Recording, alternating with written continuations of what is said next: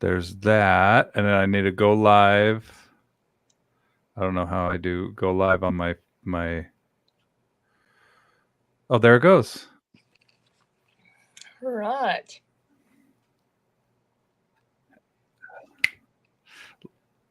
Oh, wait, now it's talking to me on my ear here. Hold on. Maybe I just hit it. I'm going to close that tab. Screw it. There we go. So I am live streaming for the first time ever on Instagram today. And ladies and gentlemen, welcome. It takes a few minutes for people to trickle in. And who knows, I don't go this early too often.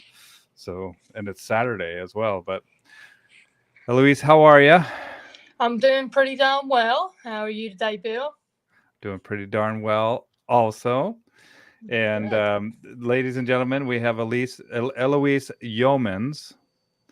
I remember you telling me when we spoke at the Napo Post Silver School that the E on your name needs to just go away. Pretty much. Silent E all the way. Silent E. Fantastic. I'm going to go to Facebook, and I share this every single time I share this when I do a live stream. When I do that, do you want to, while I do that, do you want to tell everybody who you are and where you're at in the world? Absolutely. So, of course, Bill already covered. My name's Eloise, and I don't sound like I'm from America because I grew up in England and I moved to Tennessee 8 years ago. So, I lived just outside of London.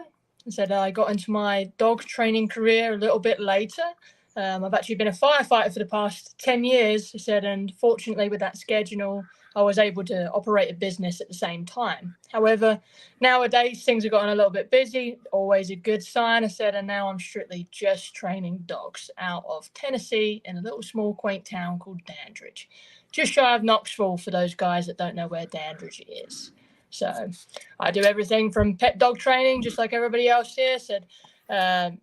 Police canine training. Said I like to train up new decoys also. Said, and I dabble in a little bit of sport, but that's not my big finesse. My big finesse is behavior modification and police canine work, honestly. So And that's then a little bit more. you do detection work, don't you, with your arson dog? Absolutely. Okay. Absolutely. So when I was a little bit younger, of course, being in the fire department, said I had the avenue training option of having an arson dog. Said I got to work with her for 3 years. She is called Texas. She's now 13 years old. I said she is definitely on her last legs. I don't know how she's still living because that is not an easy path for a dog. All those cancerous particles going through their nose constantly. So I don't know how she's still around, but she's with us still. So that was a big part of me getting into dog training, honestly. Yeah, not just dogs, but firefighters sometimes have a shorter Mm-hmm. life as well because of all the fumes that they're intaking. And here in America, with the meth labs that they have to burn down or whatever. I mean, we can chat about that too. And that's one of the fascinating things that when we were talking in Missouri, and here I'll show you actually because I was so excited to meet you and talk to you, and then we sat down, we did a little bit of a little chat, and then I pull up the chat. Where is it at? Right here. There you are. See ya right there. Yep, Now yep. watch. Here, the speaker's on, but no audio. Mm-mm. And so we sat there and chatted it up, and then I went to go upload it, and there was no audio. And so it happened with two of the chats that I had in Missouri. So I'm sorry about that. No, it's all good. It gives us a chance to revisit some stuff and said, and I get a chance to say fuck a little bit less. Hey, we got a chance to improve in this live now. So That's right. We got to be thankful for our second chances here. So, um, but I thought it was fascinating too because we started to chat in that little live chat that we did about the chemical constituents of things when they start to burn, and that's what's so fascinating about dog training and working with these dogs is they can really discriminate like accelerants, right? And there's things that break down that might smell similar. Or what were you saying about that? Do you remember? So naturally, of course, and I'll kind of dumb it down a little bit. I have to for myself too, don't worry. But naturally, when anything goes from, a solid state all the way up to a gaseous state, I mean, they call it polymerization, right? So that's the whole process of heating that up. And of course, those gases, that's what our dogs are detecting. That's something that we want to proof off, because you think about all your modern day furniture full of different oils and a bunch of crap. Said house fires now are nothing like they used to be. I mean, those things go up in minutes now, and part of that is building structure too, but it's also the materials that we jam into literally everything we put into our homes. So those are very, very difficult to get around sometimes. I said, and once a dog understands, okay, it's not the polymerization that they're looking for, but it's the additional accelerant there, said then you're off to the races, I said. But that's definitely something that is interesting. That's very fascinating, honestly, because that must smell very, very similar for dogs, I said, and you see it in training too, said. Yeah, I'm looking at the polymerization, like the process of creating polymers, but it's by accelerating or introducing the energy that the fire does, right? Absolutely, yeah. As soon as you Oh, heat something up, I said, and as soon as that, and it almost looks like it's just like when you have a fire, right? You light your bonfire, you start to light your bonfire, and all of the moisture gets pulled out first, so you get that little bit of white smoke. Well, as soon as that starts to turn, a little bit black, said, then you know that you're actually burning the substance itself and the chemicals in there. Said, so that's the process there. Heather's here with us. Awesome. Hey, and check out Instagram on my Bow Wow Bill Instagram page, you guys, because we should be streaming on Instagram as well, I believe, but I don't know. It's the first time ever doing it. They just added that feature. So Yeah, what they say, Bill. All the kids are using Instagram now. That's it. Instagram and the old TikTok. Yeah, are you on TikTok? Briefly. I don't know if I can stand too much dancing. It's Well, the cringy dances for me, man. It's the cringy dances. I get it. I mean, some of it's hilarious. Yes. Some of it's people are so creative. That's what I like watching Yeah. but I get down the rabbit hole, man. I'll get on that stuff, and then pretty soon it's 3 hours later, and I'm just like, man, I am missing some, or I'm wasting my time. There's Kevin Lee's joining us. Oh yeah. He says, Hi, miss ya. Kevin. So you are a firefighter over there, and when I say over there, across the pond there, over in Great Britain, and and then you came over here, and you found out that when you were doing arson, did you do arson detection over there as well?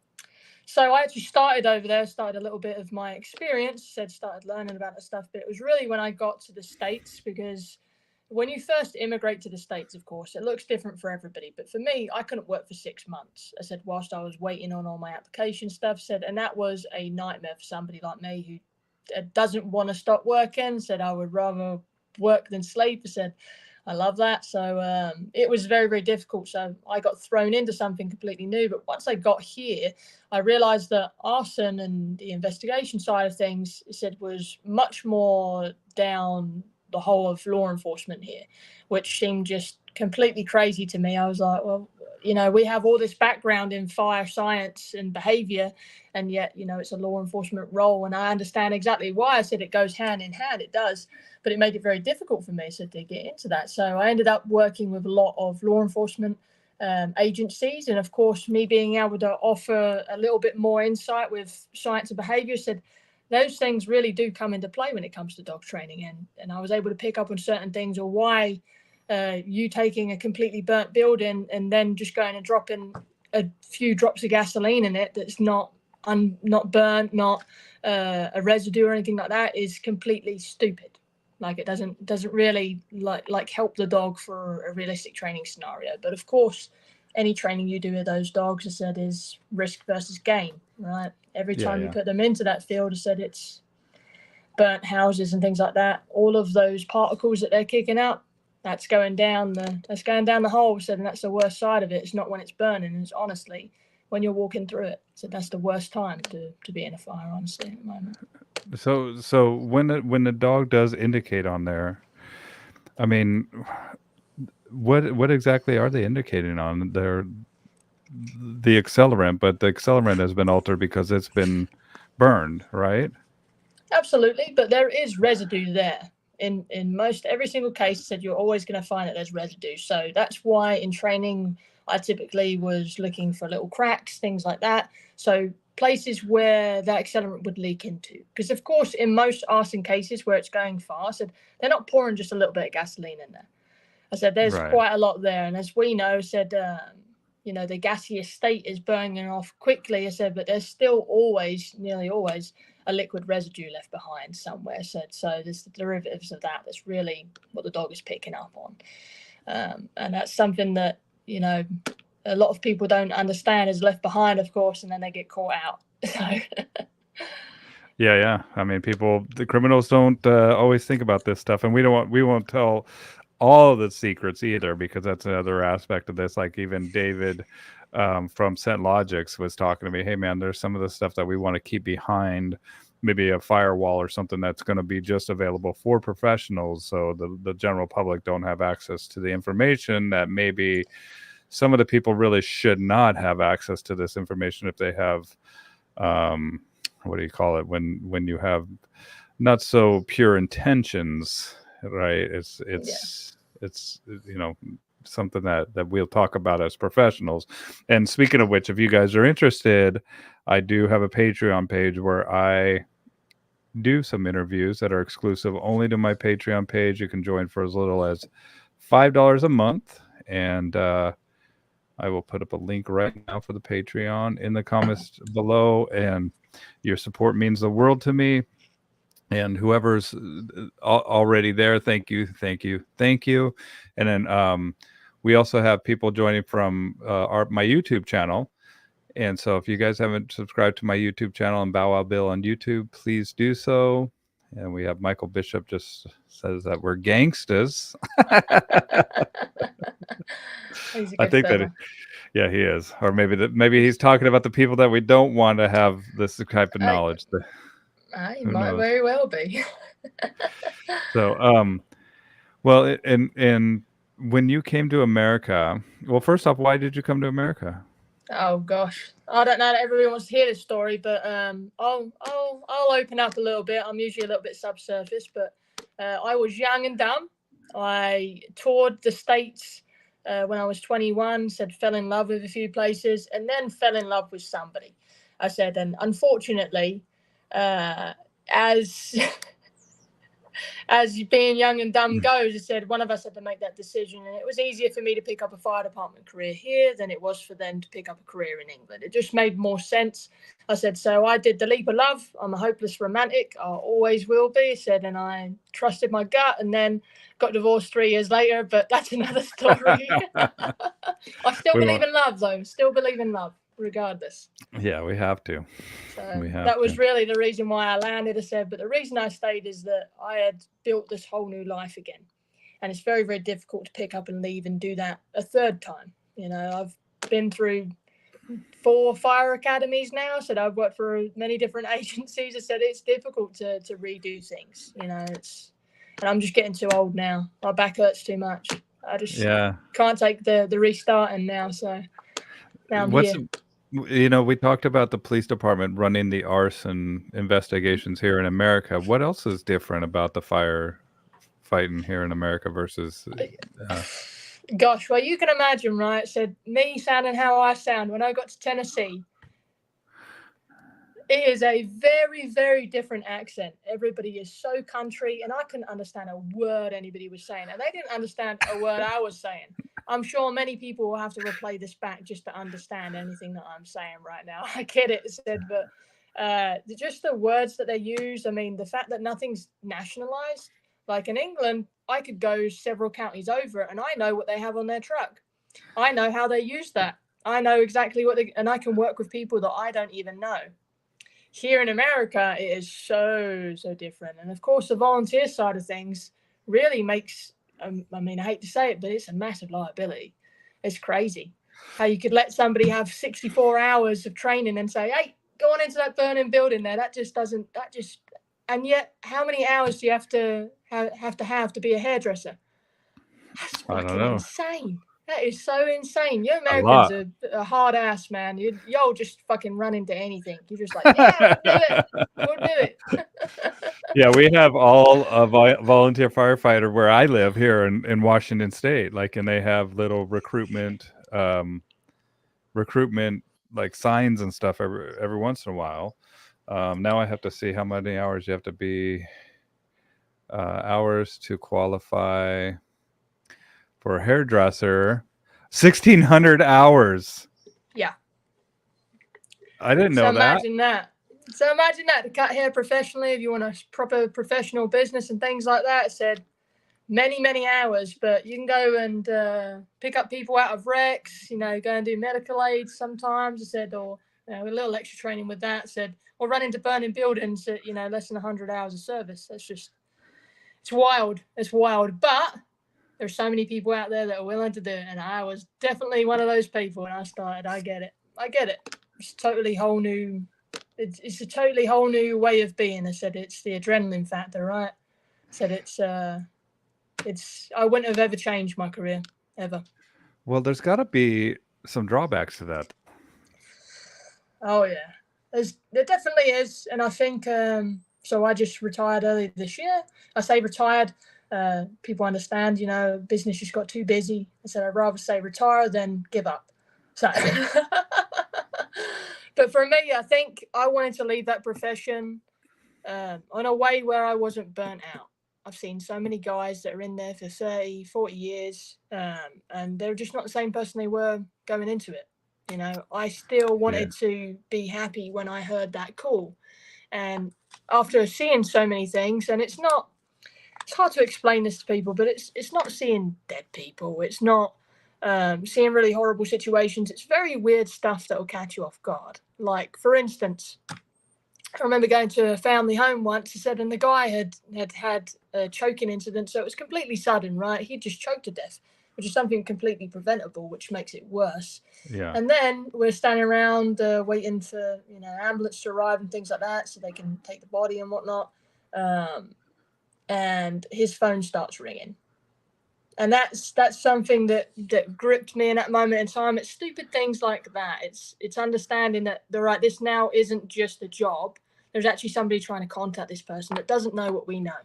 And there's something just a little bit chilling about that kind of stuff, You see intimate parts of people that other people will never, ever see, and it becomes just a normal part of life. But the drawbacks is, honestly, that you don't see the world the same. You go home, and when somebody complains about trash not being taken out or something like that, you can't fathom how they could be upset about, you can't validate other people's feelings. There's a lot of things that go into play with that, and if you don't help yourself or help the others around you, it can really eat you up inside. So as much as I love my career, I said I'm happy I left with as minimal PTSD as I did. I said that I can still enjoy the rest of my life and not constantly think about those things. But I hand it to anybody that is in any kind of position, whether it be dispatcher, deployed overseas, police officers, or nurses, anybody that's, doing the medic side of things. I said, it's just constant heartache, and there's never enough reward for the gain, for the risk, or for the, the downfall there. There's never enough gain. Dog training, there's so much more gain to be had. There is, because it's very rare, a few times that I can change something for somebody's life and for their dog's life. And that is just incredibly rewarding. And I'm at a selfish point in my life. I said, I want those more rewarding days than those ones that are sad. So, yeah. Makes sense, man. Yeah, it's those things that the first responders see that we just don't know as somebody that doesn't work in that field. And hearing you talk about that gentleman that was choking, there's a thing that I just posted up. It's called Life Vac, and it's basically a little thing that you put over your mouth, and it sucks the stuff right out of your esophagus if you get something stuck. And I've actually had situations where I didn't do it personally, but it was a restaurant that I was at that had one of these things, and it saved a dude's life that was choking at that moment. And so think about getting one of those, and hopefully you never need it, but it's just good to have, Yep. I vouch for it too. If you've got a young infant, young baby at home, that's always the worst because you can't apply as much pressure to a young child. I said, get you one of those and hope you never have to use it, because you never want to be in a position where you're hopeless or helpless, because you'll never forget it. You'll never ever come back from that. Yeah. Yeah, wild stuff, man. But it's also, thank God for people like you, and just it teaches you that life shouldn't be taken too seriously sometimes, man. None of us get out of here alive, right? It's something that but to see that on a day to day, it's got to weigh heavy on people, and it has to contribute to the burnout. And I honestly don't think people know what they're getting into.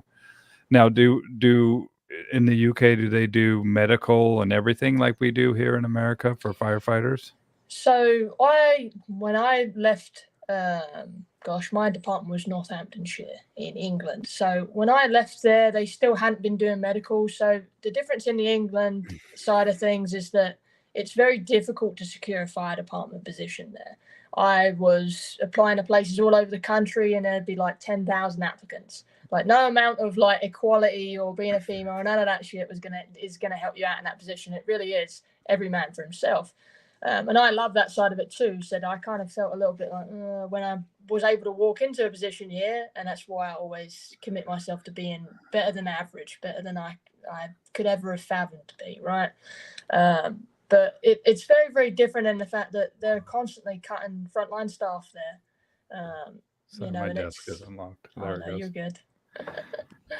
Yeah, constantly cutting frontline staff, aren't they? So it's a different world. It really, really is.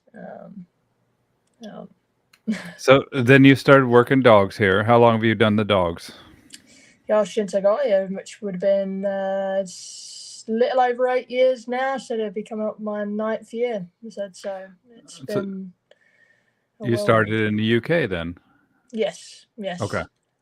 Started in the UK. I said really got in depth with that stuff. I said I wasn't doing it professionally, of course. When I came over here, I had so much time on my hands, still not doing it professionally. I wanted to learn how to evaluate dogs. That's something that I hold true to this day. I said if you can't read a dog, then you're behind the 8 ball already. So that's something I learned how to do very, very well, working with different rescues, working with different people that were at a disadvantage. That's really where I owned that skill set there. And then, of course, working alongside law enforcement, I got to see a different side of it, and I got really hooked on the working aspect too. So, and I think that's the case for most people. They see the working aspect and they go, oh, 1 minute. I kind of like dabbling in this over here, and it becomes like our fun hobby and stuff like that. It becomes our little outlet, doesn't it? So yeah, well, it's and we have a task for those jobs to do. There's a purpose. A lot of times, the pet dogs are, I call them looking at dogs, right? They're there to look at, and it gets frustrating as somebody who works with pet dogs primarily.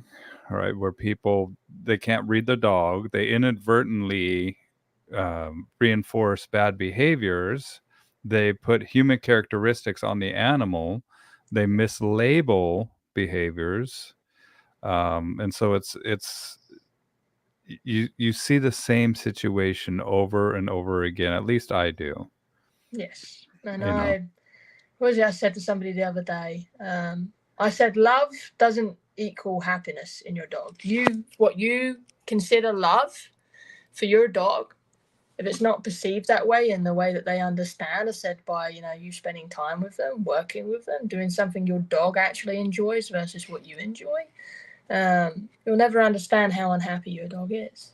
I said it's crazy. I said that we have this insane ability, and I forget sometimes when I walk into homes that they don't understand, that they can't read this stuff.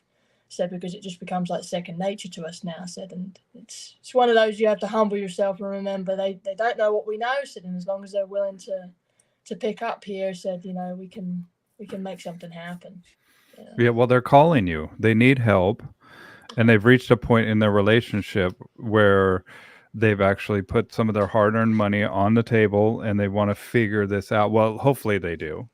Right. I don't do gift certificates or anything like that because of a situation where I had when I first started training dogs, where somebody bought their kid a gift certificate. Let me push this back up here, and I go to the kid's house, and I'm like, hey man, I'm here to train your dog. And they're like, yeah, my mom bought the gift certificate, my dog's the best dog in the whole world, right? And I don't know why the heck but they bought this gift certificate. And right then and there I knew, oh, okay, man, I'm making a mistake, because this guy doesn't really see the problem. He doesn't really want to fix it. It's something that his mom is trying to do for him. And maybe it's just like it's like that motherly instinct extending, a little bit further, where she wants to fix a problem for her son, even though he's at the age now where he needs to learn how to fix it himself and recognize it himself and take responsibility for his own situation. Absolutely. And so, there's that. And Chad says, if you guys have any comments, type them down below. Chad says you got to meet a client where they are, and you have to evaluate not just the dog but the client as well. And that's where I learned that that I don't do gift certificates now. I have to qualify the client that there's somebody that is willing and eager to help and sees the problem. And so that's what I'm getting at, Eloise, is that a lot of times the people, even though they don't know, and even though they've gotten themselves into the situation, they're ready because they're putting some of their hard-earned money out for this help. And I love what you were saying about love doesn't equal happiness. And I tell people often that I'm like an attorney for the dog. I represent their best interests in this situation, right? And but a lot of times too, I see people trying to shame clients, and especially when they don't do the work. And as somebody that, as we were talking about, as a firefighter, you kind of have a different perspective about getting upset about things. And I'm wondering if this kind of also bleeds into, when your clients don't do the work, or they I don't know what I'm trying to say here. Like they have a misconception of what's going on, but they also have a very busy life. Like, how do you approach that? How do you explain, as these people are not professionals, right? And that's where another thing that I'm trying to emphasize is like, look, we have to be able to put this in a way that our clients get it and are ready to make change, but they understand how they got into this situation in the first place. Does that make sense? Yeah, absolutely. You got to be realistic, but you just like Chad said, you got to meet them where they are. I think from the fire department side of things, I've had to deal with people that didn't know what was better for them. For instance, a lot of addiction cases, and I treat people all the same way. I said, I'm not there to judge you. And I'm not there to judge you when I come into your home. I'm not there to tell you how to love your dog. I'm there to tell you what your dog needs so that you can better love your dog in a way that your dog actually supports, right? So when it comes to things like that, I think I really kind of try to look into the whole idea, and I try to paint the picture from the dog's point of view, and I try to say to them and plant the seeds in their mind of, hey, what does it mean if we don't get these things figured out, right? If your dog doesn't stop biting people, what does that potentially mean for you? And I let them answer their own questions so that they can come to realize, if we don't get this under control, whether my dog gets euthanized or not is going to be out of my hands. And I don't want that for my dog. Like, I try to lean on the emotion side of things. I try to, bring them down to a human level a little bit and say, hey, like, this is not just you're picking up the phone, we're going to get a couple of lessons in and we're going to teach your dog how to heel on leash. Most times it's not. Most times they're in dire need of help, and they've got to really understand what it means if we don't get this down, right? Because I can only invest so much into you. You have to truly understand my worth in this whole puzzle, right? So I try to paint that picture first of all. I said we go over some really simple things. I try to break things down into very small pieces so that people can really follow along. Because most people said they don't have the time, but it's one of those that we have to kind of show them how to live with their dogs sometimes. It's that lifestyle change, right? It's much like trying to get healthy. Well, sometimes getting healthy doesn't mean that we go to the gym it's 6 days a week. I know I don't. Sometimes it just means that I cut back on, soda. Or sometimes that means that I cut back on sugars, right? I said, or I eat a little bit less or in moderation. It's kind of the same thing. So it's an unhealthy habit with their dog. I said, and they don't realize it. And just like with addicts, they have to come to their own realization. So we're there to pave that way. I said, so I think sometimes, and I've had really good success with it, is getting on a personal level with them and being very real about it and letting them know that I care what happens to their dog, because that's ultimately why I'm doing what I'm doing. I care what happens to your dog, and I want you to meet me there. I need you to meet me there if we're going to make things happen. And when they realize that I'm very, very serious about what I do, and not just that, I mean, the cost is up there, right? I said, I believe in what I do 100%, absolutely. I said, and so the cost is there. You need to meet me where we're at. You need to treat this seriously, because this is sometimes life or death, right? So Yeah. that's kind of how I would explain that. I said, I'm sure everybody has their own take on everything, but I know that most good trainers are on the same level with that. I was just trying to understand the client a bit better and kind of adapt to what they need to hear. Some people are a little bit more mature, some people aren't. Some people need to answer their own questions a few times, and that usually helps a lot. Well, they need to understand, just like you said, with when we're out of shape, how did we get here? Right. And when we understand how we get there, then we can kind of reverse engineer sometimes and realize, oh, okay, this is how we're going to get out of it if this is how we got here. And, a lot of times it is, like I was saying earlier, about mislabeling the behavior, mislabeling what, how the dog feels, putting anthropomorphication aspects where they make the dog into a little human. And, I just love what you're saying about that love doesn't equal happiness, because that's what we need as nurturers, right? We nurture, we love, we see a little kid crying, we go and love them up, and then they're good. But we have to realize that this is a predator. This isn't the same species as we as human beings, and that love can sometimes be looked at as like you're a sucker, right? Or you're an easy target, or you're a pushover. And so we have to convey that. And a lot of times too, like 80% of my clients are women, right, that I'm working with sometimes with powerful dogs, sometimes with just regular dogs. And so I have to remind them too, is like, that the dog needs to get the benefit out of this relationship too. And I understand that you wanting to love on this animal is why that's there, especially for my moms, right? The maternal aspect. And I have to acknowledge that. But I'm also like, look, now that we've acknowledged it, and it's not a bad thing at all. In fact, I love it. I love to get loved on, right? And it's something that I absolutely understand and I value. But I also have to explain it to them. Hey, look, and honor that part of you. I really do, right? But with that being said, now let's take that part of you, and I'm going to put it over here in the passenger seat, or put it over here to the side, and now I want to bring out a part of you that is no nonsense, and so I start to talk to them about something, what they do. If they're in the medical field, oh, then it's easy. Be like a nurse, or or a teacher, right? Or somebody that is professional like that, or an attorney. That's who I'm working with later on today, will be an attorney. And so there's definitely a no nonsense hat that they can put on. And speaking of hats, dude, I love that. I didn't even notice it. Shit show. Oh yeah. Show supervisor. That is a good representation of what life is like around my house. That's hilarious. Yeah. But it's like, but I like, what does this mean? And I have to explain to them as like, I speak dog, and you think that this means that the dog is happy. This dog is, just talking or being voiced. And I have to tell you, this means that dog is stressed out. Yep. And a lot of times when they realize that, they're like, what? And I'm like, yeah, this dog is stressed. This is not good.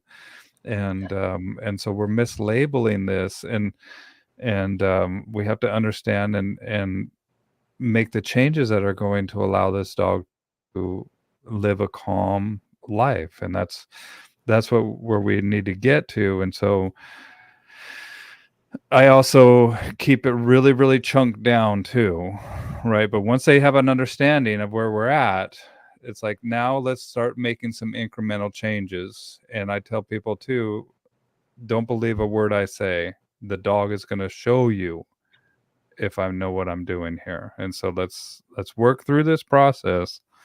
But at the end of the day, let's watch the dog to make sure that we're getting the results that we're looking for. I think a lot can be said and I try to humanize it a little bit when I say that to people. I'm like, it's kind of just like any relationship. People can tell you things all day long, right? I said, and we have a habit in society of just believing things. We've got a very gullible society these days. You think about news, people get on Facebook, they'll believe anything. I said, when you see the actions, that should be the proof that you need right there. I said, but we are the typical humans. I said, and we've forged a really weird way of communication where we don't always look at facts being I see it and seeing is believing. Yeah, that really is a good turning point in training when they see the work happening beneath them. And it's then off to the races from there. I'm sure it is the same way for you, Bill. Yeah. Well, a lot of times too, it's even just seeing the dog with me, right? And they're like, "Wow, I didn't know they can be like that," and it makes them trust me a little bit more, right? And then I'm like, "Well, I'm not going to be living with you. I'm not moving in. I'm not. This isn't my dog. This is your dog. I'm only here with you for a short amount of time, and so we need this that's happening between me and your dog to happen between you and your dog." And so, but now you know that it's possible, and that's the important aspect of this, is that you have a vision to hold in your mind's eye of a goal that is achievable. Yep. Right. And then you with as a woman too. So do you find that most of your clients are women? What do you think your breakdown is of your clients? I would probably say at least 75% of client are women, and the others, honestly, I don't find too many single men. I said, honestly, it's usually a couple. I said, and even then, most of the men that I've dealt with, I said, have been very, very relaxed about things. I've not had a lot of men by themselves here recently, and I'm not sure why that is. It just happens to be that way currently. Didn't always used to be that way. I would have said it was 50-50 when I started out, but right now it's mostly women that are holding that fort. Yeah. Well, that nurturing key is an aspect that, people call balance trainers, and I get it, like they're using tools, they're using different approaches. But when I hear balance too, like that's what I want to make sure the fulfillment is balanced when the dog with their human counterpart. And so that's my goal when I'm talking to people, is like, look, man, you're calling me and like an attorney for the dog, I represent their best interests. We need to make these certain changes. I implement but I implement, tools and strategies, but at the end of the day, it's their dog too. So they can do the work. What do you tell people when they don't do the work, or how do you approach that? I'm very cut and dry. I said, if they're not doing the work purposely, then they're just kind of fobbing me off, because there's some clients that I have had that have an abundance of money that they want to throw at it, and I just completely cut them dry. I say, this is not going to work if we don't do this. It said, you need to be willing to make these tiny changes. Otherwise, what motivation has your dog got to change right now? I said, what you've been doing hasn't been working for you. I said, I'm not going to be the right trainer for you. I said, if you can't put in the work, right? So by that point, then I'm saying, hey, we're either going to go this route, or you lose the ability to have me in your corner. I said, typically, if we have to have that talk, this is the last time we have to have that talk, and they quickly snap around to things. There's been maybe one or two clients that just ended up not having the time, and I said, okay, you don't have the time, it's not a problem, come back to me when you have the time. And one of them actually came back early this year, and I'm glad that they did, because their dogs were pissing all around their house, man. They had them in diapers, and these were big dogs. Big dogs, right? And it was just a simple fact that they didn't want to watch their dogs, didn't want to supervise their dogs. Said, and I can't do that for you. right? Even if I train your dog in my personal home, I can't sit there with you and hold your hand in your personal home and tell you that you need to actually watch what your dogs are doing and make sure they're not self-rewarding, right? That they're not getting away with these behaviors that have been going on for years. And finally, they've started, not feeling so cruel about using crates. I said, leashing the dogs in the house. I said, because at the end of the day, if they don't do the work, I don't need to be your consequence. The dog is going to be your consequence. And I hate it when it comes to a point where the dog is the one that's losing out on it. In that case, it was cut and dry for me. Okay, your dog's not going to be unhappy peeing in your house. Right? At the end of the day, that dog's going to be absolutely quite happy peeing in your house. Its life's not going to change very, very much. I said, but for you, that's going to be a major consequence because soon that shit's going to start to smell. Yeah, it's unsanitary. It smells. It's unsightly. Yeah. Do you ever do boarding trains, or what do you? That's the how majority. do you feel about? I would say that's probably the majority of my work these days, just because it gives me a little bit more control of what's going on in the foundations. Sometimes there's a lot of confusion if people aren't very consistent. So board and train is definitely a far superior program compared to in-homes type stuff. It just depends on the client and what they truly need. There is an abundance of people out here that have fantastic timing, that really have taught their dogs really well and just need a couple of things. I said, they don't even realize how good they are.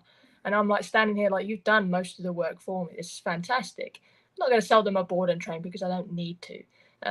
Unfortunately, I'm in a position where these days I'm kind of hand-picking clients, I said, and it feels more like an application procedure, like, yes. Let's get in there and who really wants to work and make a difference, and what dogs really need that help, so than the others I can help in home. But between my evaluations and board and trains, I'd say that's where I really do a lot of my work. For some people, it's simply them understanding the problem.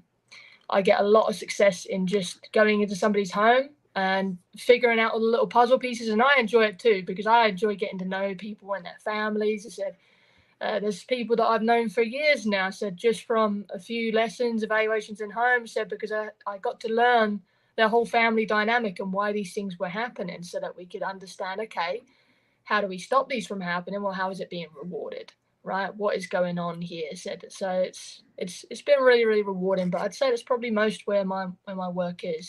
Lessons is very far and few between these days. Well, and it's when we come in, we're coming into a very, kind of intimate situation where we're in the house and we're fixing a problem for them too. So they're very thankful for you, but we're also making them realize some gaps with their understanding with this creature that they love so much, right? And so we're bringing the level of bonding and understanding with that animal to the next level as well, right? And what about friends and family? Do you train their dogs? So when it comes to friends, most of my friends are out of state. I said, of course, when I moved here with my ex-partner, I don't have any family here, right? I've got a really weird uncle out of Chicago. So everybody's got that weird uncle, right? I have a weird uncle in Chicago. Said we don't talk. Said just. Yep, I don't even want to claim him right now, honestly. Everybody's got that weird family member. So, but otherwise, I don't have any family here. So I visit home usually every 6 months or so. I said, and my sister just got a little wiener dog. Right, she was just absolutely made for it. She asked me about the breedings and stuff. I was like, "Gosh, why do you want a wiener dog?" But I was like, "All right, you want a wiener dog? Let's at least make sure it's going to be good fit for you guys." And so when I last went over, I said I was teaching the dog place and everything, but it's more of a, they've been doing the work and then asking me like, "Hey, is this a good idea?" Like, and sending me the pictures and videos. So fortunately, it works out really well with my family. I said they typically know that I'm not just going to hand everything to them, or I'm going to send them a Venmo request for $50. Now, when it comes to friends and things like that, I typically don't work with my friends, I said, unless they are fully devoted, ready to do everything, and they've already shown. Otherwise, it can get messy, and I don't like losing friends over business or anything like that. I try not to mix those things together. I saw a saying that friends don't always make the best clients, but clients often become really great friends. I would definitely agree, yeah. Yeah, I mean, I Definitely do agree. too. I don't work with friends anymore, dude. I've just had so many situations where people, I mean, I have no problem when I'm at a party or something like that, and people are, "Oh, you're Bow Wow Bill, you do the dog training. I got a question for you." And I get it asked all the time, man, especially because I wear these Bow Wow Bill sweatshirts, and it's at least a couple times a day, and no problem, man. Like I have no problem. Just a lot of times it's like, well, that's a bigger situation. That's something that we need to get into. That's a symptom of a problem that is bigger than I can help you with right here and now. And that's Yep. a lot of the times, but and sometimes it's just some weird, like I was traveling on the road, and this lady at the gas station says like, "Oh, you're a dog trainer, huh?" And I was like, "Yes, I am." She's like, "Let me ask you something. My Wait. Rottweiler is drinking out of the bathtub now. That's all they drink out of." And I'm like, "Oh, that's an interesting one. I never heard that one." But it's something that I have no problem talking to people about their dog. But I don't really do friends, and I'm fortunate with the fact that I can handpick my clientele as well. Thank God, because at the beginning of it, I was training everybody's dogs, and a lot of times when you try to be everything to everybody, you end up being nothing to nobody, right? Yep. It makes sense to really define who your clientele should be, and qualify them. And speaking of that, how do you qualify your clients? How do you find them, and how do you? I mean, what are some red flags? I mean, there's a few questions that come to mind, but how do you qualify your clients? How do you find them? So honestly, it goes. I'm a big one with gut feeling, I said, and how they speak about their dog and how much they already know about their dog. Right? If they can't really tell me anything about their dog, that's going to be a red flag for me. If they just don't have any time whatsoever and they're kind of leaning down the path of, well, yeah, if you do this and then I'm going to do this. So if they immediately go into price, that's usually a red flag, but it doesn't mean that they're disqualified. I'm Right. just going to bear that in mind. And that's a typical reason why sometimes I will do a physical evaluation where sometimes if I get off the phone with somebody and I feel good about that person, I already know I'm going to go and pick up that dog next week. There's some people that I go to their homes because I don't like to take people just on face value because, you know, gosh, I have tattoos out the ass, right? Somebody could think dreadfully of me, you said, and judge me just based on looks or based on the fact that I say fuck a lot or something like that. I mean, you know, there's so many reasons not to take somebody for face value that until you really meet them in person, said you can't always tell whether they will be a good client or not. But my thought process is I'm going to make it worth my time, regardless, to have that kind of interview with you to see if this is going to go further. Said, and you'll know based on that, said whether this is going to be the right option for you. Right. If I just completely don't see you as going to be a good working example there, I said I'm probably not going to charge that evaluation because that's very rare that becomes the case.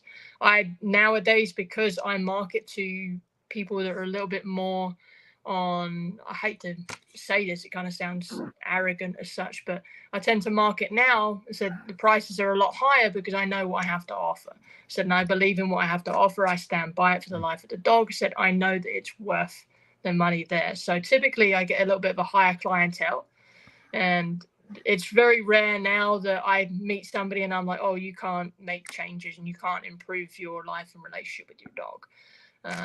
So that's what I could say with that one. Or I'm just not interested in taking on this case. I have to pass. Right, and if I do pass, I always have people to send them on to. So there's never just a full stop in the face there. I don't believe that. So because who knows, you might not be my client, but you might be the trainer down the road's client. I said, and that's fine too. I said, I do not at all. I don't need. We don't need to compete in the world that we're living in. If you're doing something right, I said honestly, you can have 10 trainers surrounding you. We have a lot of trainers here in Knoxville. I said it's not going to be a problem. It's not going to be if you're doing the right thing. So Well, and there's somebody that benefits from a group class, and I might not have a group class or yeah. puppy socialization, and I don't have that at the time. And so, excuse me, it's good to have a network of people that you can refer out to, but also, that might be a better fit for them. And I remember one of my business coaches when I wasn't charging enough, right? And that's the other aspect of this is like when you don't charge enough, then a lot of times people don't value what you're saying to them. And I realized that once I started charging, over 100, 150 an hour or whatever, I was like, oh my gosh, they're doing everything I told them to do. Right. Yeah. And so that's the other aspect of this too, is like, look, man, you get what you pay for sometimes. And if you really want to see some change, or if you really want that help that's going to come at a premium, then you're going to have to pay that premium as well. And if you want to charge, people that that are professionals themselves, then you have to show up as that professional as well. Yeah. Right. I just said this example to another trainer recently. I've got a younger trainer in my area, and I'm trying to help them out a little bit because they don't believe enough in themselves, and they're a good trainer. And I said to them the other day, I said, when you buy something off of, and I'm sure most people can relate, buy something off of that stupid site, what is it, Temu? Yeah. Right? Everybody knows exactly what I'm on about. $5. A tiny little $5 everything, right? You pay that tiny bit of money, and if it turns out to be crap, what do? I throw it, thrown in the trash. You said, Have you actually bought something off there? Yeah, I brought lights for my Crocs. I thought they were neat as hell, and I don't know, I went on a rabbit hole, honestly. I'm afraid to Don't get on there, man. Don't get on there. It's a rabbit hole. Yeah, I just am afraid that because I've had my credit card stolen off of the frickin' some of the stuff, the ads that I bought off Facebook. You bought lights for your Crocs. Here, let me get a Yeah, little headlights for my Crocs, and you're such a dork. Immediately my Malinois like ripped one of them off and ran off with it. So I mean, I should have thought really, like having Malinois and stuff. I mean, that probably wouldn't have worked out. There they are, dude. Temu. Yes. $5.50.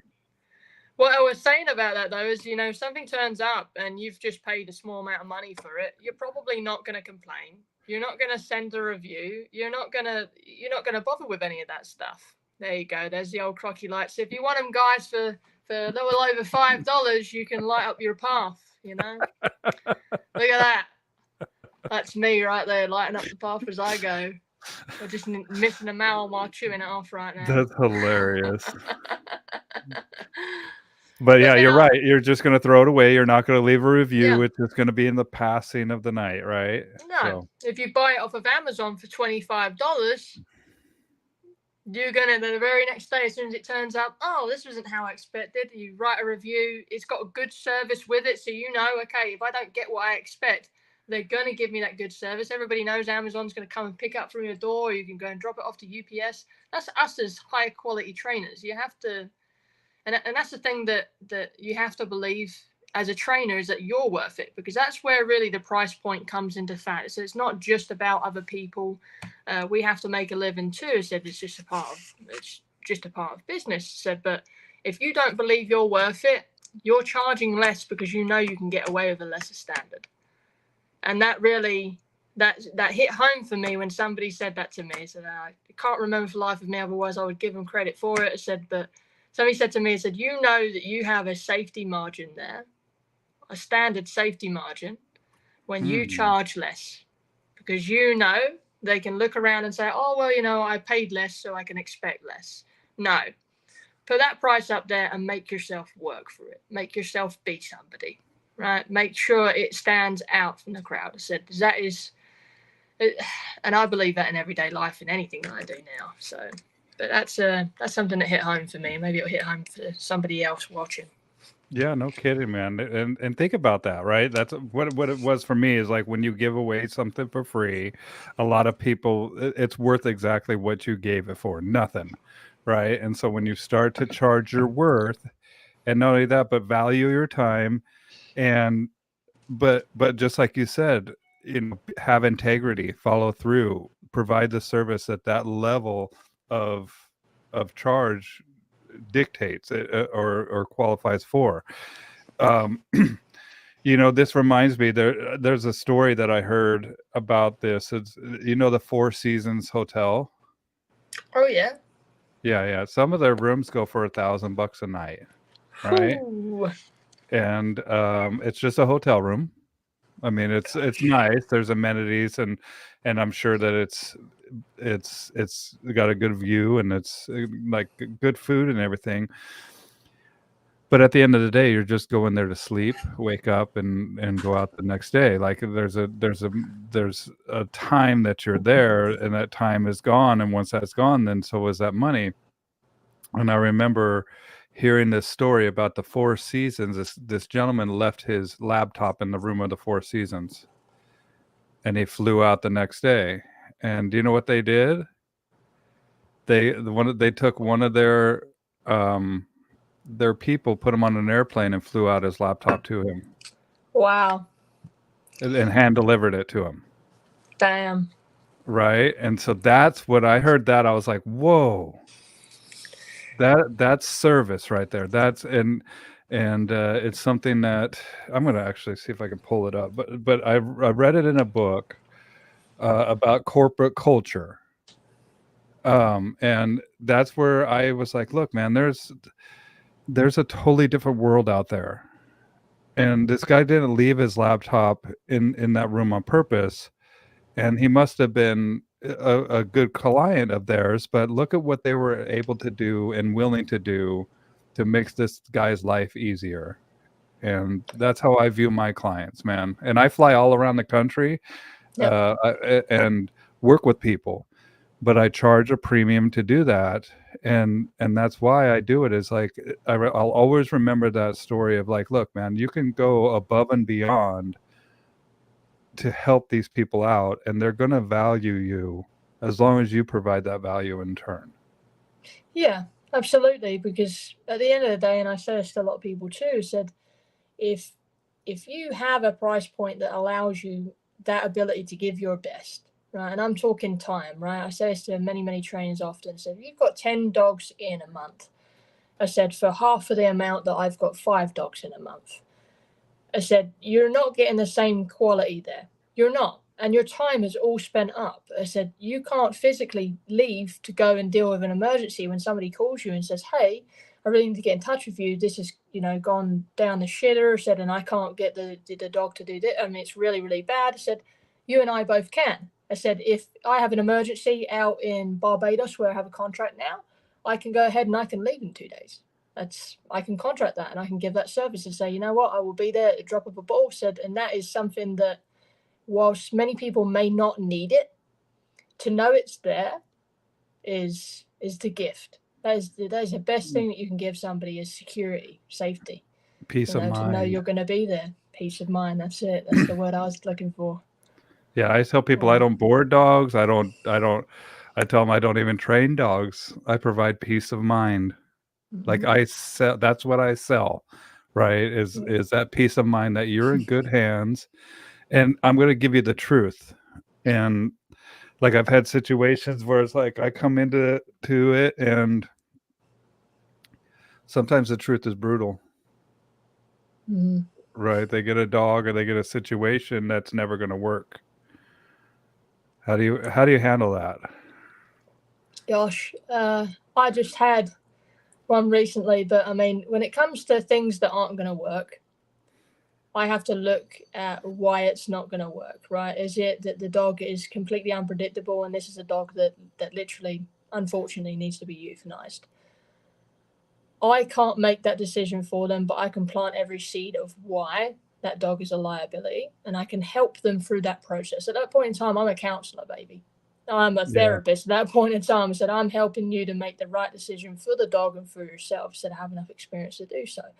When it comes to a dog needing to be rehomed, again, I paint that picture of what is life going to look like. Think about these holidays. Think about all the people coming to your home. Think about when you want to have kids.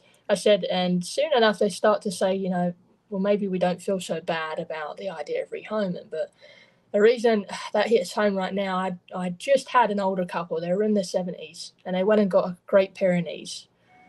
And in your 70s, having a Great Pyrenees in a little bungalow with no backyard is just a terrible idea, and a rescue shouldn't have let it happen, right? Oof, So don't get me they're just as started. much.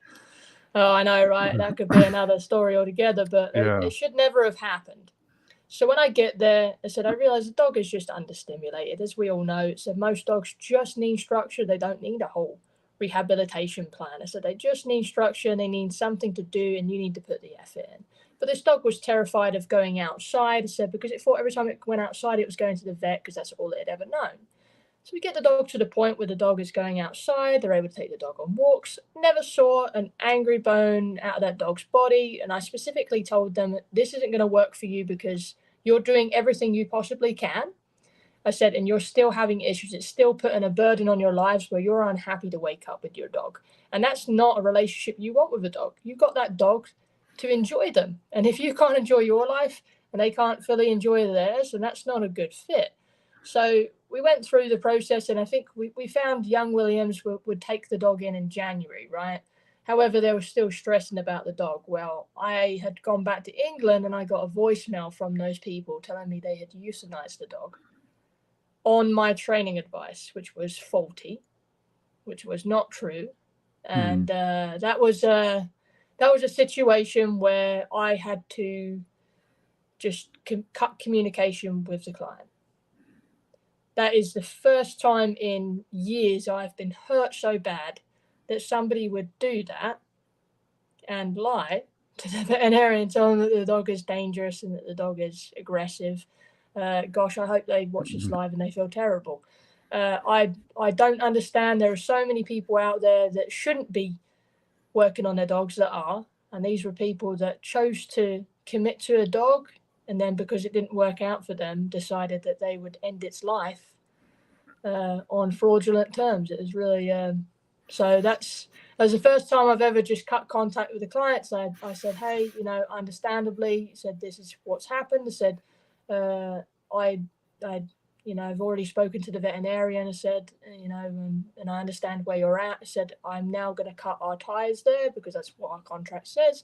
They should have really voiced their opinion to me before making a decision anyway. That's in the contract. But unfortunately, sometimes people surprise you. So that was definitely one that hit home. That was just a couple of months ago. I'm sorry to hear that, man. I've No. had a couple situations like that as well, where I was like, it's nothing else, nothing other than heartbreaking, because you see the potential, and as professionals, we can read these dogs, and we know, that what's going on a little bit deeper than these clients, and if they choose to euthanize that dog, I mean, I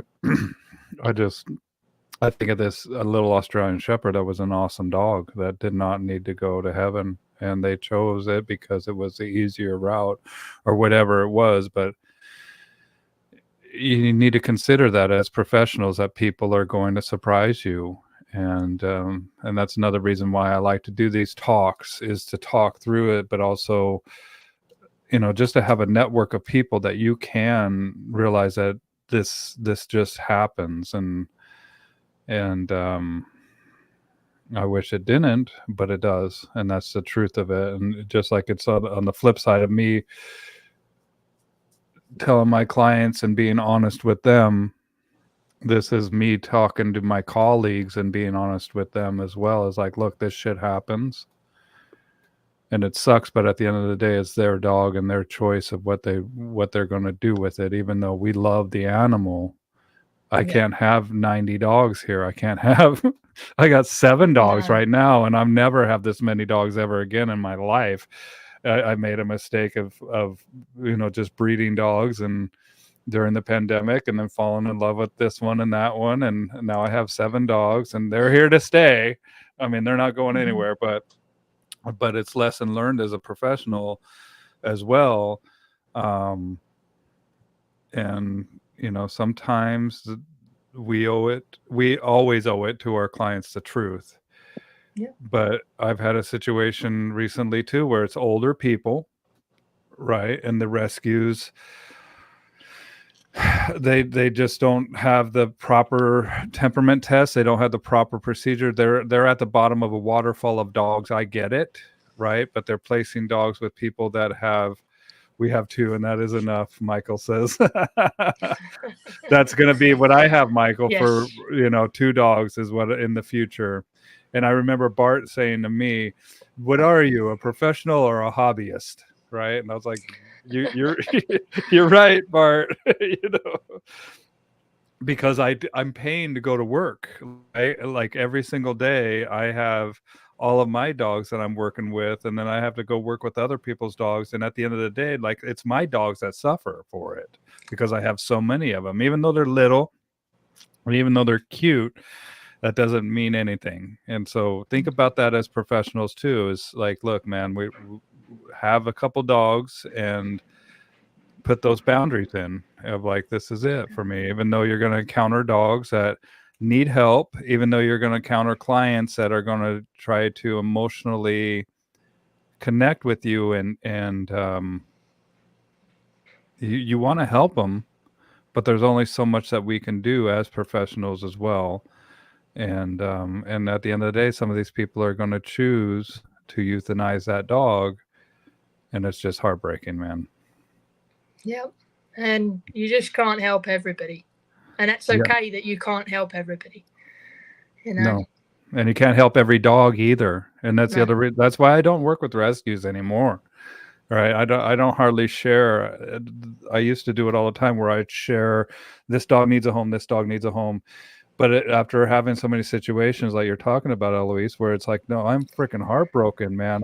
It makes me think of this dog every single time that a rescue shows up. So now I'm going to be purposeful and professional with what I do.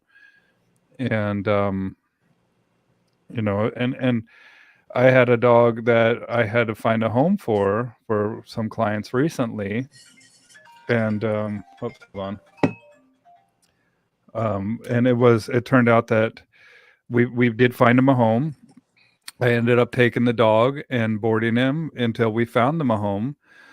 But at the end of the day, we were in the 5 figures of how much that costs me to do that, right? Because that's what I charge. I charge them for boarding rate, everything until that dog finds a new home. And luckily, he's found a better situation. But that's what we owe as professionals to our clients, is the truth, right? At the end of the day. Yep. So sorry to bring that, or sorry to rehash that for you, but I think that it's important for people to hear it as well. So thank you. Yeah, it certainly is. I hope everybody resonates with that one and just understands that every trainer out there has moments of self-doubt. Every trainer out there meets situations where they go, fuck, what am I going to do here? Every single trainer goes through the things that you're going through. I said it's just a matter of experience and how you overcome that stuff, honestly. So, yeah. Well, and structuring your business where you have an outlet where you can, in a healthy way, discharge this stuff, or in a healthy way, don't take everything on, right? And don't let it in.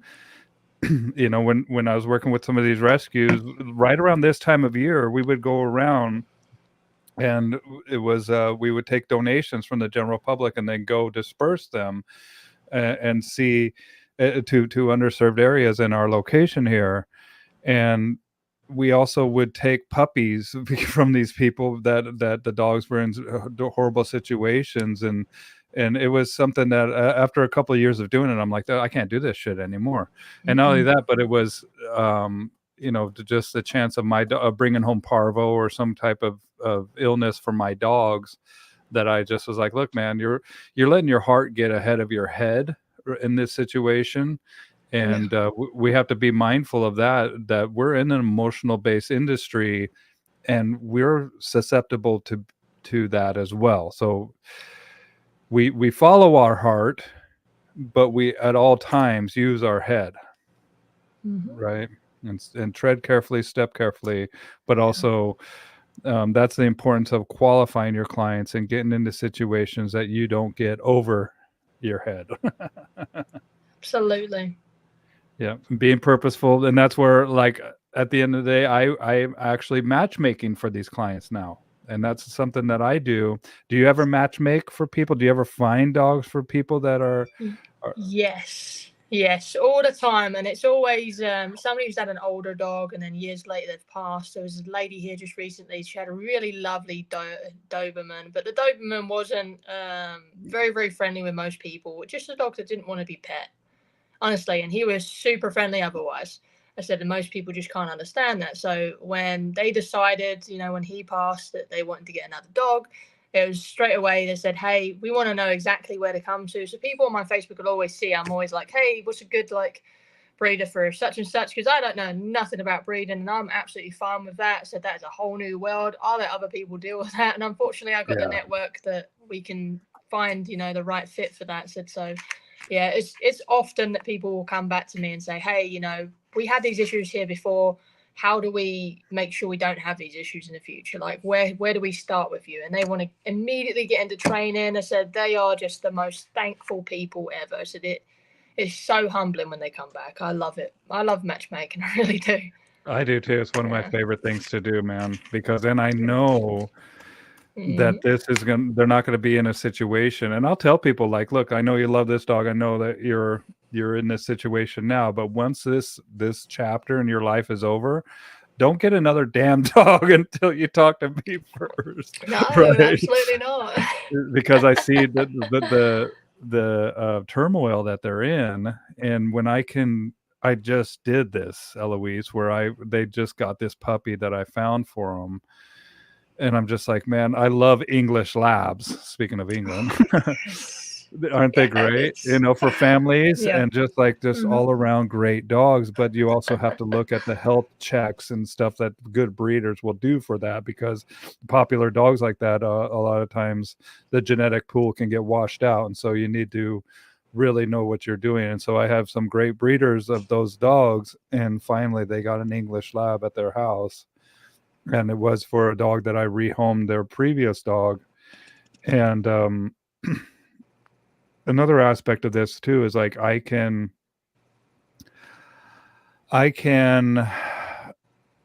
relate to their heartbreak, right? Just like we were talking about the heartbreak of that dog being euthanized. Is like I can relate to the fact that you love this dog and you're in this situation. And that's where, like you said, we become counselors.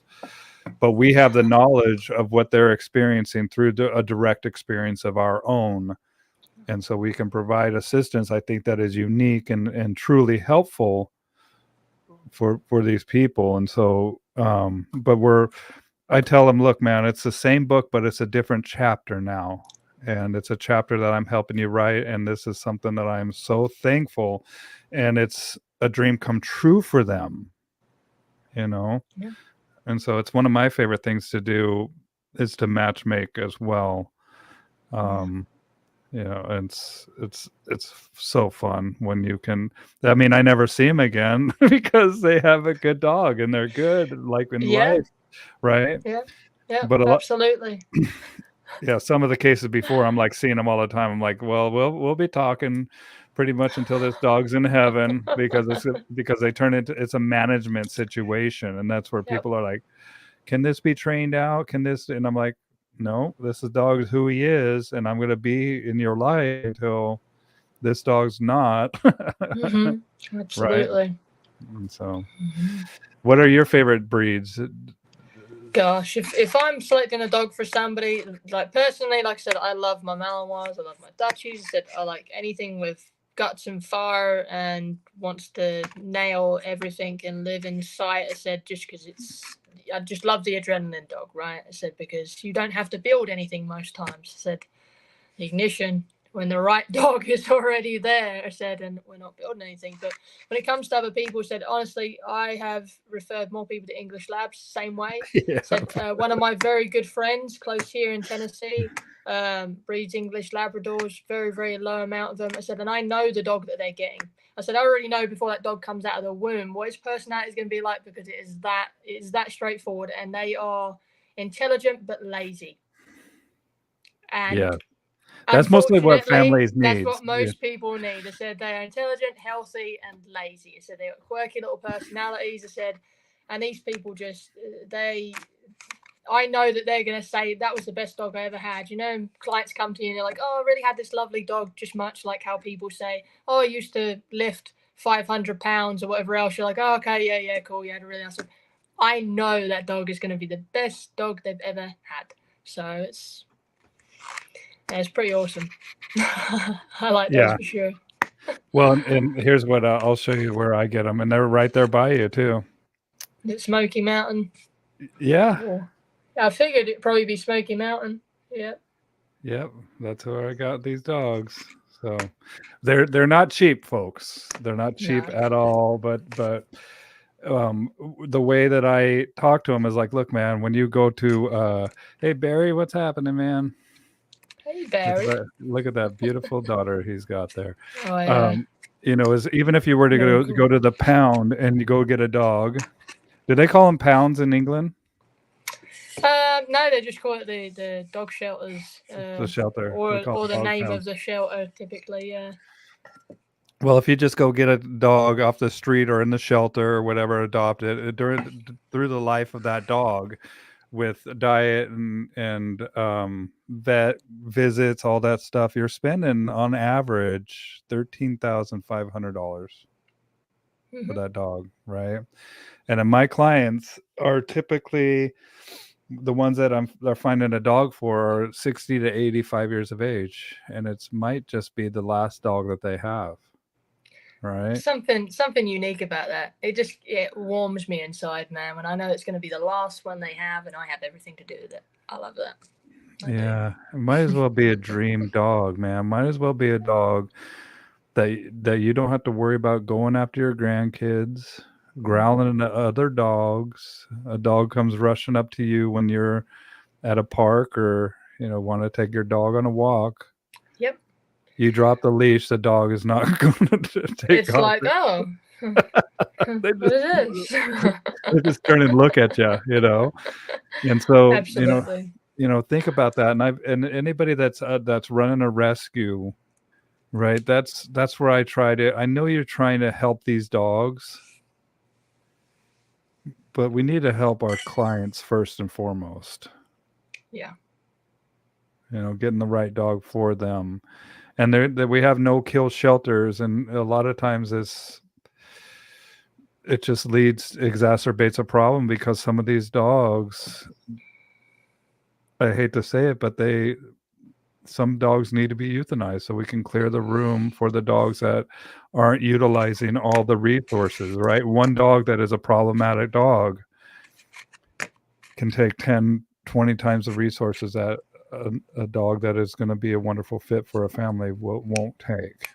I have the same situation right now, just a couple of counties over. Said I went and did some help after a wannabe trainer went in there and pretty much hung a dog that was already fearful of people. It was, I put it all over my Facebook. It was terrible. I went and helped them out, which against my, but I can't point out what somebody's doing wrong and not come and put myself forward. That would be silly, right? So I went and worked with one of the dogs there. Said, and that dog bit me viciously in the leg, big time. Said, which they didn't have any leash handling skills, wasn't very good at communicating there. Said, very, very low budget, low resources, but they have, I think, 7 or 8 dogs there, which they're, very gamey dogs, so very, very dog aggressive.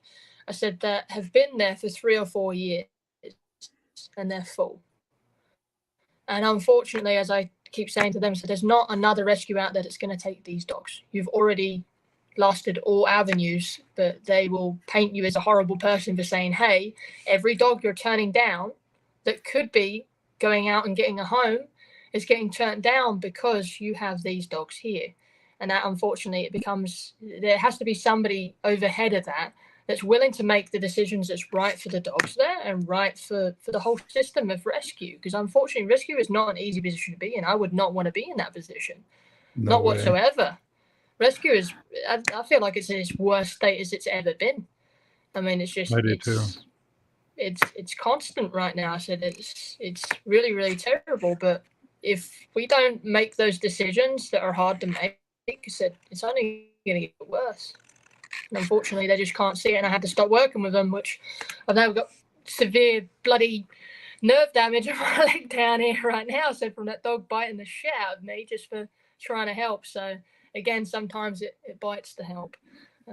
What I will say for anybody here that wants to help rescues, make them help themselves. Tell them to come up with plans, documents, read articles about what owners should do when the dog goes to their home, how they should settle in, stuff like that. Don't take dogs from a rescue, train them and take them back there. It was not going to work out well for you.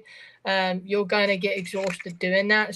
Or train the staff there and show them just very simple things that they can do in their normal day-to-day. When they go and feed the dog once a day, do something with the dog. Take 2 seconds with the dog.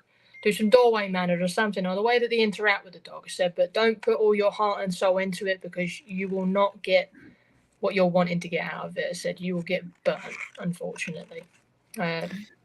Well, know that your business practices are cutting off the help that you need. Right. That's where I refuse this. And not only that, but I'm sure there's rescues out there that I could help with the dogs that they have, but I can't. I'm emotionally burnt out from this shit. And the dogs that I've said, no, this dog needs to be euthanized. And then they went and rehomed this dog. And I'm just like, I'm done. I'm done with this shit. Like, you asked my opinion. I gave it to you after taking my time and my energy and investing it in this animal. And then you home this dog with somebody it was an elderly couple too. And I'm just like, man, this is unacceptable.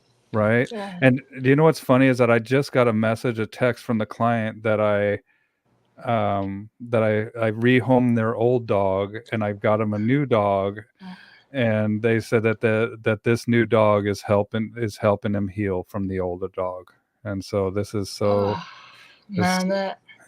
because it takes some time, and that's what I knew what was going to happen, because the guy really loved this dog, but it wasn't a good fit for them, and I owed them the truth, and I felt like I failed them. I felt like, in a way, I can't help but feel like you failed them, but I could not, in my mind or in reality, in good conscience, because that's where somebody with integrity, I would hope, does, is tell them, look, man, this is never going to work.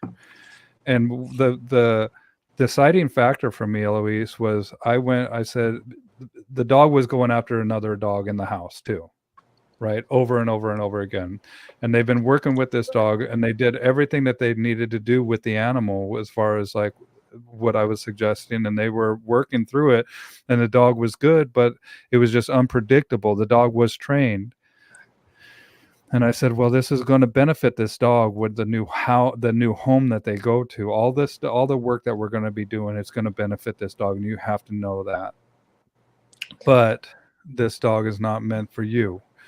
And I said, let's go, and I want to go get the vet records of every single time that this other dog, because I'm not just an advocate for this one dog, I'm an advocate for both of those dogs. Yeah. And I said, I need to know how many times that dog has been to the vet with this dog going after him. 20 times. Yeah, it's insane. And I understand it. That's probably one of the hardest, that can be one of the hardest situations right there, is dog aggression in the home. I think Larry Crom was one that actually mentioned that before, and I agree with that. I said that's typically a tough one to deal with, because at the end of the day, people want to live a normal life, and if you're not willing to make drastic moves sometimes, or do your crate and rotate stuff, sometimes it's never going to work, especially with a dog that's unpredictable. Predictable aggression, no worries. Yeah, totally. Predictable anything, no worries. I said we can figure that out. But yeah, absolutely, blue dog canine training, unpredictability. Yeah. Well, and that's where, and because of predictability, man, you got a 30,000 foot view. We can set up scenarios where we can actually address this problem and get a good handle on it, and it's much more easier to manage when you know when it's going to happen. But when it just pops off, then it's a very stressful situation. And I say management, like just like what I was talking about, like we're going to be managing this dog till he goes to heaven. And I also have to tell people in my next breath, I say, and management's only as good as its first failure, and it will fail. It absolutely 100% always fails. A kid going into, I mean, just now and recently, this heartbreaking story of the kid opening up the garage door of these two dogs that were there, right? And that's what kids will do, man. Like, it doesn't surprise me one bit.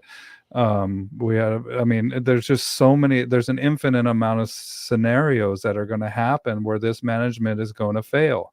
The world is chaos and order. That's the natural order of things, right? Here, I just keep getting these texts that are distracting me, and we can't control the world, but we can train our dog. And when there's an unpredictable factor in there, it just makes that chaos much more of a probability, you know. Absolutely. At the end of the day, if when all fails, you really need to weigh up the risk and say, is it worth it?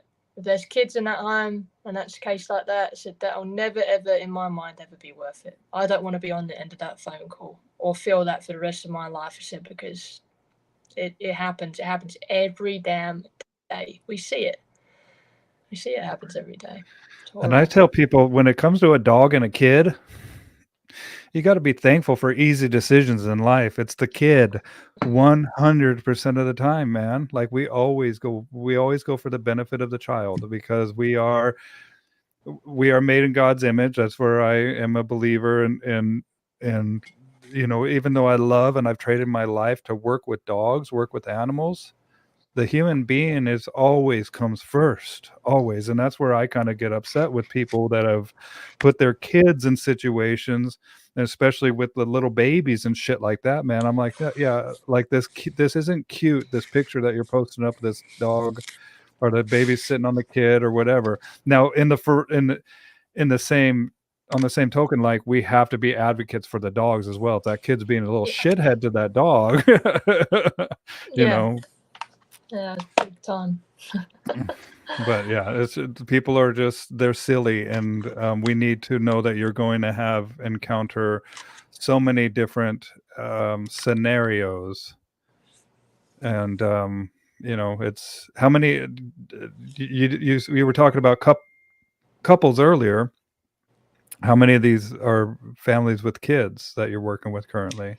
Do you know what? I've had a really big uptick right now of couples that are about to have their first baby and have got reactive dogs, the COVID mess of dogs, I said. And so, like, I've got them walking empty pushchairs right now, all kinds of shit. I said, I mean, I'm like, you need to act right now like you have a kid already. So those boundaries need to be in play now, so we can see how this is going to work. Because if they're not in place, I said, how are we ever going to know? How are we going to be able to predict the future? Right now, I can't predict it for you.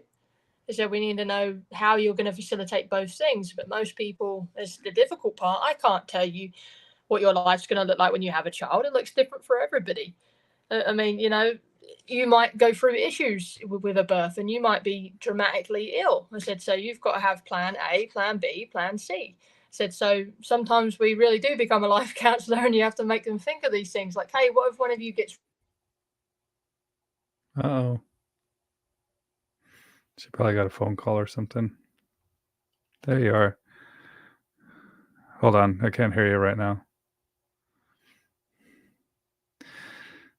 Yeah, you got to think of these things. A, B, C, and just like with other dog trainers as well, you got to think of what we're talking about, the scenarios and situations that we experience too. So hopefully she'll come back. If she does, oh, I think I heard her. Maybe not. But yeah, I mean, this is primarily as a pet dog trainer, you're going to be working with families and you're going to be working with kids, and kids are unpredictable. Oh, here we go. We got another. There's a third Eloise here. All right. Can you hear me now? Yeah, here, I'm gonna kick the other guest here. There we go. You're good, man. Like, 1 so we minute. were just talking about being the Trash life can. counselor with. Can you hear me? Check, check. 1, 2, 3. Can you? Oh, I guess she just went. Technical difficulties. It happens, and you just kind of gotta roll with the punches here. Here Go, she is is. that? Can you hear me? Check 1, 2, 3. I can't You hear can't you. hear me. Okay, well let's let's wrap it up anyway. Here, can you hear me? Because I can't hear you, Bill. Yes, I can. Right. Take it and plug it back in your headphones. See if that might work. Did Maybe that work? that. Yeah. Can you hear me? Check, check. 1, 2, 3. Nope. Okay, maybe not. It's not giving it to me. Well, let's. Okay, still not. Oh goodness. Well, we'll probably wrap this up. We've been doing this for about an hour and a half here, and it looks like we're gonna end it on a. Can you guys hear me? Can you guys let me know if you can hear me in the comment section below?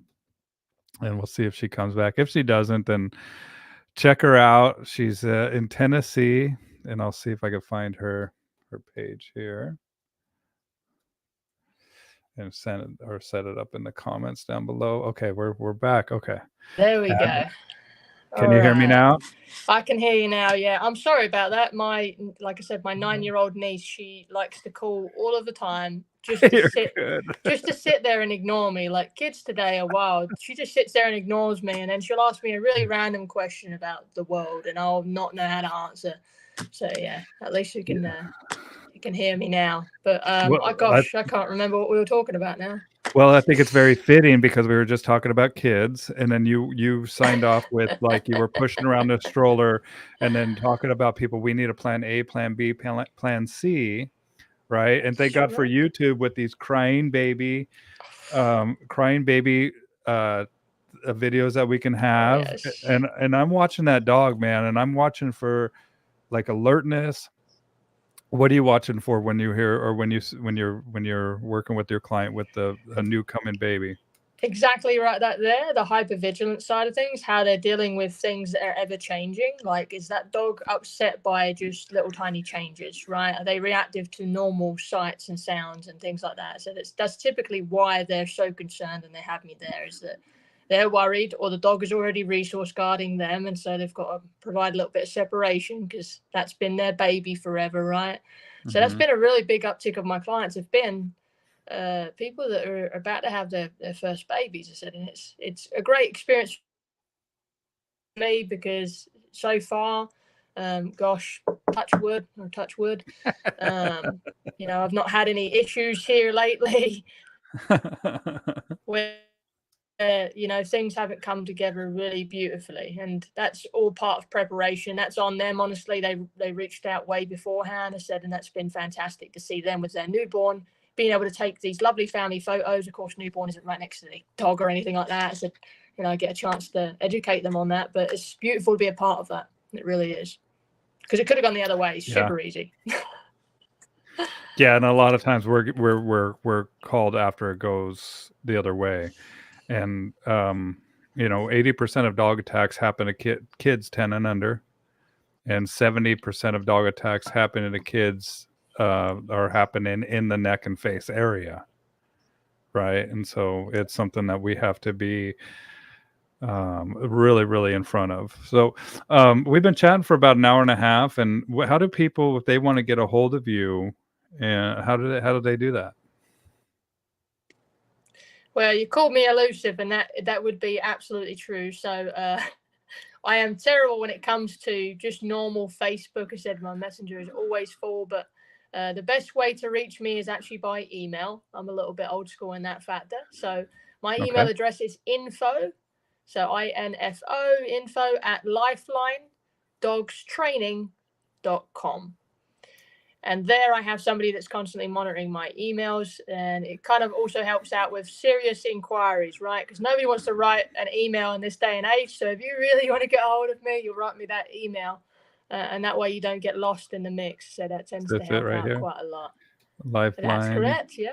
dogstraining.com. LifelineDogsTraining.com. That's it. Okay. And then you're in Tennessee, outside of Knoxville. I sure am. Oh, do you know what we didn't even talk about is how did you find Napopo? Oh gosh, yes. Oh blimey. Blimey, there it is. Blimey, yeah, bloody hell. I think honestly, I started watching YouTube videos of Bart's work a long time ago. It said, and I didn't realize the caliber of what I was looking at. Of course, I thought this was just a higher level competitor. Didn't realize that that would play into effect later on. And then when I started hearing the term Napopo thrown around and people going into the biology of dogs and the Maslow's side of things, I said, I think it might have been. Gosh almighty, I think it was more Larry Cron, his stuff, honestly, that really resonated with me. And that's how I started to invest more into Napopo and see that side of it. And then I needed to invest after that. It was just looked too good to be true, and I needed to be on the inside of it. So, yeah. Have you met Larry? I've not met him personally, just met him just briefly through, how he constantly gets on the internet, bless him, to talk about his bowels and whatnot. So I've had a chance to chat with him just over the old message stuff like that. But otherwise, I've not met him yet. But I imagine I will some point in the future. Oh, he's awesome. Yeah. He is awesome. Here, let me see what I can find. So people might not know this, but you are a gold multiplicator, and I'm looking for your page. So do you have any classes coming up or anything, or? I don't right now. I said we were supposed to hold one in Barbados, and that was going to be flights, everything included. I said a very special situation over there. I said, but right now, since we've had a few kind of weather and resource issues, I said we're still setting up a facility that's going to be underground. Pretty damn unique. It'd be pretty cool. But right now, it's just a matter of just inquiring with us, and as soon as those spots open up, then we'll start kind of looking at which applicants come through, because it'll be a very small amount of people. I'd like for us to really go over the behavioral side of things and how much of a change we can make by building ignition. I think that's something that is really very much needed. And I'd like to see people that have already been through one gold school, right? I'd like to see people that have already proved that they know the theory and they're ready to really jump and dive into things, because things in Barbados, you're going to see things that you will not see in the United States, especially when it comes to the rescue side of things. And that is very fulfilling and also very sketchy. But Napopo plays a massive part in that. So I think that would be Barbados. really, really awesome. Why Barbados? Yeah. Well, I have a very special contract out there that allows for us to have the resources that we would need. I mean, resources that I wouldn't be able to secure over here. We just literally bought a water treadmill.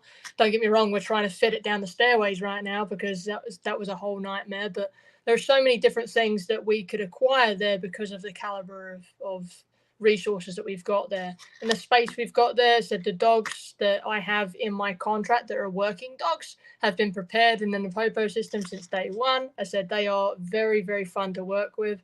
So you get the opportunity to work with behavioral nightmares and then dogs that are ready to roll, and you're training them right out the gate. I said, and really learning all that free shaping stuff, really getting into the dog's head. Nice. So I think it'll be really beneficial for many people, but they're going to have to be ready to jump in and do work, because it's not going to be a lot of standing around talking. So, yeah, that's what it's about. That's what it should be about, right? Absolutely. And then I just scheduled my first one here coming up here in April.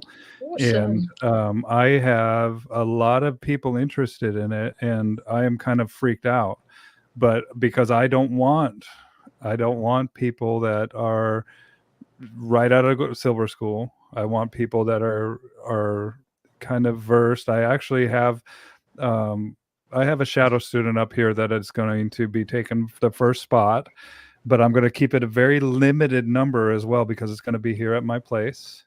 And I'm kind of evaluating the people that have already sent me interest that they're wanting to join. And the other aspect of this is that it's going to be a little prerequisite. I might send them a little test to see how much of the silver they've retained, even though we're going to review some of the silver stuff. But this is going to be the hands-on dogs, and that's where When did you get your silver? Gosh, I can't remember now. It was maybe 3 years ago. I think it was 2020 or 2021. It was around about 2.5, 3 years ago, I think. Okay. And then I think it was about a year later I got the gold, or just a little less later, a year and a gold. But I would say for most people, said honestly, I think the more you use Napopo, the more you learn about Napopo. It's really, and that kind of stuff. It isn't really in the learning basis. It's how you apply it. As you learn more about it, the more you go, and that's the fascinating thing about it. I love so much. So I think that'll be very beneficial for people to take some time, truly apply it in every case that you can. I said, and you'll be prepared for the likes of Bill's school. I said, oh, wrong way. Bill's school, or a school in Barbados, or for many other trainers out there. So you'll be well prepared if you apply it as soon as possible. Well, and I'll be calling the people that have gone through a class. I'm going to be calling the people whose class they've gone through to talk about them, because I really want to qualify these people. I want to make sure that it's not just going to be people that think I'm going to rubber stamp and let them go through. Like I want people to have their lives changed. I want, just like mine was changed when I went through and had my hands on dogs from Bart and Michael. And it's such an honor to have that torch passed on to me. I'm not going to take it lightly one bit. No, there's no need for it to be taken lightly. It's going to be worth its weight in gold as long as the person teaching you is putting that standard forth. And I think there's some really awesome multiplicators out there. Said I can't say it enough for people. Like, get to as many people as you can. Even if you don't go to a gold school, try and hit up people and say, hey, can I come and work with you for a few days? Like, is there something going on? Or would Napopo be good? Yes, I think so. If I had this as an aspiring trainer, like and that's where I noticed at this recent silver school where Eloise and I met, there's a lot of people just like you, Dylan. Okay, so check out, I put up a link for the napopotraining.com, and the next silver school is going to be in March. Are you going to go to the next silver? I probably will, yes. Like I said, I've got friends up that way anyhow, so it's good to check in and see them. But the connecting with different people is always just fantastic. I said, you're getting like-minded people that all are there for a bigger picture. And until you're there, you don't realize that. You don't realize the bigger picture. You just think it's this cult or this clan or something like that. There is a massive bigger picture that is far bigger than all of us. Yes, Really and it gets more and more refined the more classes that they have, and the people that are going to it are pretty impressive, man. I was very impressed. I don't know. Yeah. I'm going to try my hardest to make March, but I have some commitments here that are so close that I don't know if I will be. He's going to be going to Larry's seminar in March. Cool. Awesome. Fantastic then. Yeah. But Larry's a dear friend of mine, man. He's a real deal, and I highly recommend him. Yeah. And then we have, as a pet owner with the Chow, Annika's going to be doing her first gold school in Poland here pretty soon as well. That's the other aspect about this, is that it's worldwide. And just like Eloise is talking about Barbados, like, there's all around the world where you can find gold classes, but also trainers that are certified with the technique. And it's just legit dog training. And the way that they position it, or the way that they explain it, is on the collegiate level. It's like PhD level type of explanations of how to apply this stuff. And I think that the why behind what you're doing is very important. And been able, in order to explain this in a professional manner, will only help you become a better dog trainer. Absolutely. I think if I could say anything more about that is, connect. Don't be afraid to connect with people. You can hit me up. I'm sure Bill's the same way. I said, you can't say the wrong thing to the right person. You can't. Yeah. You can't. And honestly, it said the amount of fantastic multiplicators out there. It said, and even just people that have been through Napopo, we need to get out of this era of not talking to other trainers and stuff. Like, we are all about this bigger picture. I said, the world is bigger than us. I said, reach out to those people, man. I said, let's network. Let's do it. Yeah, absolutely. Cooperation, not competition. And at the end of the day, we're all in this for the dogs. And so the more unity and the harmony that we have, the more that it will benefit the dogs. Absolutely. Awesome. Well, stay there, Eloise. Let's say goodbye to everybody. All right. Goodbye, everybody. And then I'll say goodbye to you in the studio once we end the stream. So thank you, everybody, for joining me. Consider supporting me on Patreon. The link's in the comments below. Subscribe to my YouTube channel. And if you want to get a hold of Eloise, her information is in the comments as well. So bye, everybody.